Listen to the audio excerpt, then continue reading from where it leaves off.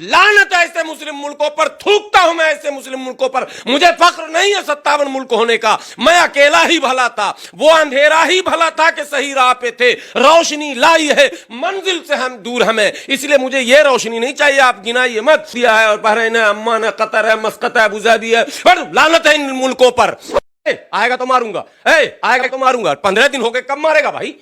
15 दिन हो गए, बार बार करा। अमेरिका कराया तो मारूंगा, अमेरिका आ गया। ब्रिटेन आया तो मारूंगा, ब्रिटेन आ गया। कोई बम अगर बैतुल मुकद्दस पर गिर गया गलती से, और अगर नाउज बिल्लाह सुम्मा नाउज बिल्लाह मस्जिद अक्सा को नुकसान पहुंच गया तो क्या होगा? लानत है ऐसे मुस्लिम मुल्कों पर, थूकता हूं मैं ऐसे मुस्लिम मुल्कों पर। मुझे फख्र नहीं है 57 मुल्क होने का, मैं अकेला ही भला था, वो अंधेरा ही भला था कि सही राह पे थे। रोशनी लाई है मंजिल से हम दूर हमें, इसलिए मुझे ये रोशनी नहीं चाहिए। आप गिनाइए मत, सिया है और बहरीन है, अम्मान है, कतर है, मस्कत है, अबूधाबी है, पर लानत है इन मुल्कों पर। अगर सब कुछ दुआ से होता तो फिर करबला क्यों होता? सब कुछ दुआ से होता तो बदर क्यों होता? सब कुछ दुआ से होता तो खंदक क्यों होता? आज अगर सद्दाम के साथ ये मुनाफिकीन गद्दारी न किए होते तो आज इजराइल के मां ने ये दूध नहीं पिलाया। ललकार रहे हैं, ललकारने है ही नहीं, ये नामर्दों की फौज है भाई, बिल्कुल हिजड़ों की फौज है। ये लड़ती तो अब तक 15 घंटे का काम है, 15 दिन कैसे हो गया? 15 घंटे का ये काम है इसराइल को पांव के नीचे लाना, बैकफुट पर नहीं, पांव के नीचे नाक रगड़वा देना। ये 15 घंटे का काम है, लेकिन ये लोग करेंगे। हर को अपना एक लग रहा, हमारा क्या होगा, हमारी ये हुकूमत का क्या होगा, हमारी बादशाहत का क्या होगा, हमारी सल्तनत का क्या होगा, और फिर अमेरिका से दोस्ती का क्या होगा, और फिर इंग्लैंड से दोस्ती का क्या होगा, और मेरे बच्चे जो ऑक्सफोर्ड में पढ़ रहे हैं उसका क्या होगा। तो ये सोच अगर आप सोचेंगे तो फिर इस्लाम का और फिलिस्तीन का क्या होगा, फिर बैतुल मुकद्दस का क्या होगा? ये कोई सोच ही नहीं रहा कि बैतुल मुकद्दस का क्या होगा। कोई बम अगर बैतुल मुकद्दस पर गिर गया गलती से, और अगर नाउज बिल्लाह सुम्मा नाउज बिल्लाह मस्जिद अक्सा को नुकसान पहुंच गया तो क्या होगा? लानत है या नहीं ऐसे मुसलमानों पर? यह सवाल पैदा होता है। दुआ तो मस्जिद में हुई है वहां अरब की दुआ, दुआ शाही, वो इमाम काबा भी मांग रहे हैं, मस्जिद नबी के इमाम भी मांग रहे हैं, हमारे यहाँ बुखारी साहब भी मांग रहे हैं, हमारे यहाँ तमाम मस्जिदों में। ये भी यहूदियों की एक साजिश है। हमारे नबी ने दुआ मांगी थी क्या? कब मांगी थी? दुआ नहीं मांगी थी, हमारे नबी ने तलवार उठाया था। कहां दुआ और कहां दवा, कहां इलाज, कहां हथियार, कहां मैदान में आपको जाना? अगर सब कुछ दुआ से होता तो फिर करबला क्यों होता? सब कुछ दुआ से होता तो बदर क्यों होता? सब कुछ दुआ से होता तो खंदक क्यों होता? सब कुछ दुआ से होता तो ये इतने जो गज़वात हुए, इतनी जो जंगें हुई, वो क्यों होता? हमारे नबी ने वो सारा सिस्टम हमको दिया। लड़ना कब है और समझौता करना कब है। समझौता ऐतिहासिक 3 तरह के इस्लाम में बताए गए। एक जिसको मीसाक़े मदीना कहते हैं, जहां तमाम तरह के सोच के लोगों को, जो आप एनडीए और यूपीए बना रहे हैं, वो हमारे नबी ने अपनी जिंदगी में बनाकर दिखाया, जिसमें यहूदी भी था, ईसाई भी था, मुस्लिम भी था, सभी कबीले के लोग थे। उसको मीसाक़े मदीना एग्रीमेंट जो एक हुआ था, उसको अरबी में तारीख की किताबों में मीसाक़े मदीना कहते हैं। यानी एक गठबंधन की सरकार चलाकर भी नबी ने दिखाया, और एक ऐतिहासिक समझौता जिसको सुलह हुदैबिया कहते हैं, वो भी करके दिखाया। ठीक है, और तारीखी लड़ाई फतेह मक्का भी करके दिखाया। तो आपके पास तीनों चीजें हैं, लेकिन इन अरब को इन तीनों में से कोई फार्मूला मंजूर नहीं है। अगर फार्मूला मंजूर होता तो इसराइल से बहुत पहले समझौता हो गया होता। हम उसको मुल्क मानते, हम मुल्क मानते, उसके लिए कुछ शर्त थोपते, उसको एक सीमा देते, एक दायरा देते, फिर हम उसको कहते कि हंस खेल के साथ तुम भी हंसते रहो, हम भी हंसते रहे, तुम भी खुश, हम भी खुश, तुम भी आबाद, हम भी आबाद, लेकिन ये शर्तें होंगी और उन शर्तों पर तुम राजी हो जाओ। ये हो गया सुलह एक का तरीका। नहीं तो फिर सिलेंडर कर जाओ, और वो भी नहीं होता है तो फिर आर पार में आ जाओ। तो ये जो अभी जो माहौल है, ये तीनों से जरा अजीब सा हट के लग रहा है। ये तीनों फार्मूले वहां पर दिख नहीं रहे, न तो सुलह का वो कोई रास्ता दिख रहा, न तो गठबंधन का कोई रास्ता दिख रहा, और न आर पार का दिख रहा। अगर आर पार का होता तो आप जान लीजिए अमेरिका ताजिर है, अमेरिका व्यापारी है, अमेरिका किसी का हितैषी नहीं है। और फिर अमेरिका क्या कहते हैं, वो ईसाई है। यहूदी से तो सख्त नफरत है ईसाइयों को। यहूदी को वो ईसा अलैहिस्सलाम का कातिल मानता है। ये ईसाई यहूदियों को अपने नबी और खुदा के बेटे जो कहते हैं, वो उसका कातिल मानता है। सूली पर जो लटकाया गया ईसा अलैहिस्सलाम को, तो ईसाइयों का इल्जाम है कि ये यहूदी ने किया।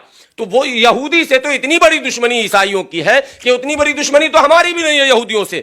उसके बावजूद अगर ईसाई ममालिक उसके साथ आ रहे हैं तो वो व्यापार करने आ रहे हैं। लेकिन तो प्यादा बता रहे हैं कि प्यादा की तरह वहां मिडिल ईस्ट में बसाया गया इसको। यही बात मैं कह रहा हूं। तो क्या ये बात मैं समझ रहा हूं, आप समझ रहे हो, शाह सलमान नहीं समझ रहे हैं, मैं समझ रहा हूं, आप समझ रहे हो, तुर्की के खलीफा नहीं समझ रहे हैं, सो कॉल्ड खलीफा। हम कॉल्ड करें अर्दोगान को, क्या कहूंगा, भाई मुसलमानों के अरे हमेशा बयान देते हैं। यूट्यूब के उन वीडियो पर मैं नहीं उछलता हूं। हमारे मुसलमान कुछ जो है कम बेचारे समझदार यूट्यूब में ओ आ गया और वो ये कर देगा और अब वो जहाज आ गया और वो मिसाइल आ गया, चल रहा है, फर्जी खबर चल रही है। यमन से आ गया तो तुर्की उर्दगान किसी को नहीं छोड़ेगा। अरे कब नहीं छोड़ेगा वो तो बताओ, जब सब मर जाएगा तब नहीं छोड़ेगा। 20,000 फिलिस्तीनी शहीद हो चुके, तबाह पूरा कंस्ट्रक्शन तबाह कर दिया, पूरे शहर को तबाह कर दिया, उनका जीना मुहाल कर दिया। 20 लाख फिलिस्तीनी दाने और पानी को मोहताज हो चुके हैं और आप कह रहे हैं आएगा। कब आएगा भाई, कैसे आएगा? कोई और अलग से गाड़ियां बनेंगी क्या? इसलिए मैं सो कौल खलीफा कह रहा हूं, मैं बिल्कुल कह रहा हूं और मैं कायम हूं इस बात। मानते 57 देश के मैं नहीं मानता हूं। इस 57 देश के वजूद को मैं नकारता हूं और मैं कहता हूं कि अल्लाह भला करता कि एक देश होता, लेकिन वो देश होता मुसलमानों का, वो देश होता साहबे किराम की जिंदगी को अपनाने वालों का, तब मजा आता। वो देश होता मुजाहिदों का, वो देश होता सच पर अड़ने लड़ने और सर 57 की जगह एक होता। एक होता तो बेहतर होता। बहरहाल ये टुकड़े टुकड़े गैंग वाले हैं। बहरीन की क्या हैसियत है, बयान देख लीजिए आप। बयान देखिए, ये एक तरफ हमास को जो है कंडेम करते हैं, दूसरी तरफ इजराइल को ये कहते हैं कि आप बम मत बरसाइए, इजराइल मेरे पिताजी बम मत बरसाइए। तुम ये कह रहे हो?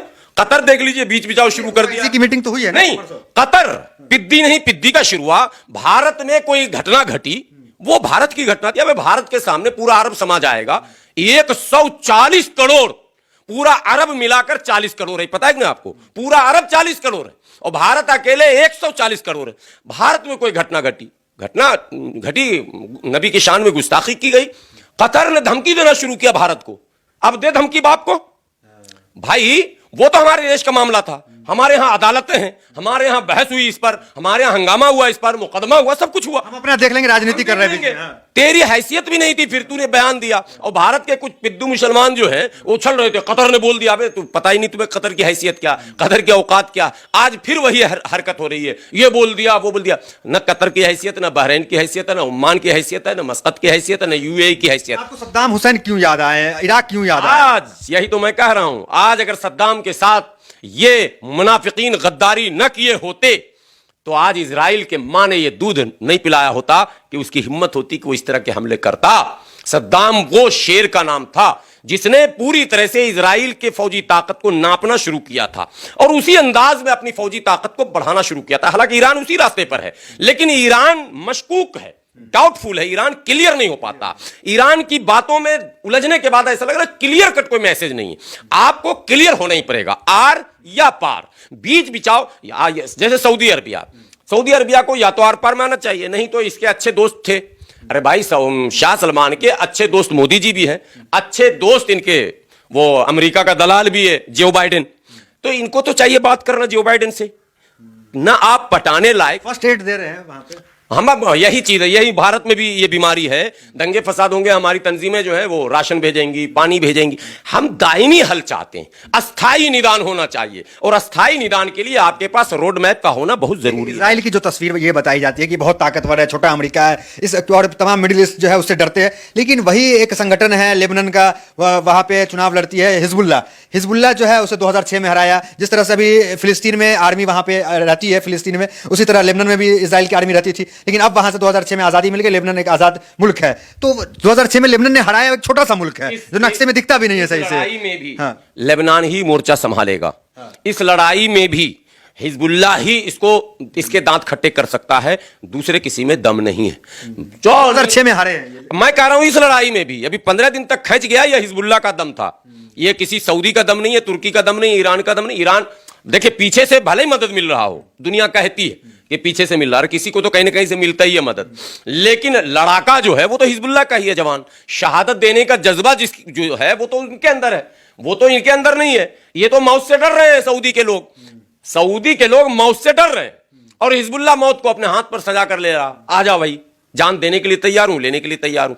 अभी इसराइल से निमटने के लिए सर आते कुछ नहीं करेगा, हिजबुल्लाह ही कर पाएगा, हिजबुल्लाह ही धूल चटाएगा, हिजबुल्लाह ही अड़ा हुआ है, हिजबुल्लाह से ही इसराइल भी घबराता है और हिजबुल्लाह से ही अमेरिका भी डर, पहले भी हराया है, पहले भी हरा और अमेरिका भी डर रहा। यह अलग बात है कि हिजबुल्लाह के सर पर किसका हाथ है, चीन का भी हाथ है, कोरिया का भी हाथ है, रूस का भी हाथ है, ईरान का भी हाथ है और तुर्की का भी हाथ है, हो सकता है सऊदी भी। अब हालांकि सऊदी के लिए वो चैलेंज है, सऊदी के लिए हूती, हिजबुल्लाह और हम्मास, ये जो ट्रिपल एच है, हूती, हिजबुल्लाह और हम्मास, ये तीनों से सऊदी सरकार डरती है। क्यों? डरती इसलिए कि उसको यह लगता है कि अगर इजराइल से ये जीत गया जंग तो अगली बारी मेरी है।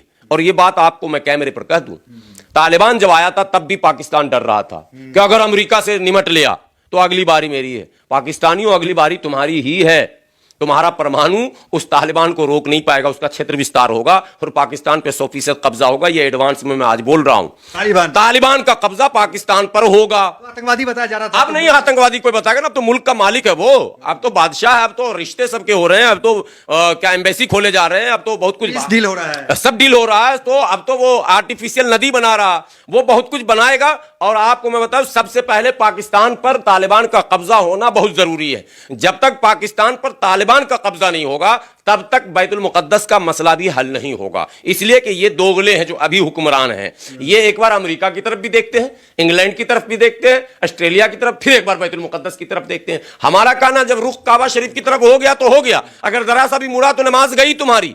तो अगर तुमने बैतुल मुकद्दस को निशाने पर रखा है कि बैतुल मुकद्दस की आजादी ही मेरा मकसद है, तो फिर बैतुल मुकद्दस की आजादी ही मकसद है, फिर दूसरा कोई मामला नहीं। कौन दोस्त बनेगा और कौन दुश्मन बनेगा, इससे हमें कोई लेना देना नहीं है। अमेरिका नाराज हो जाए।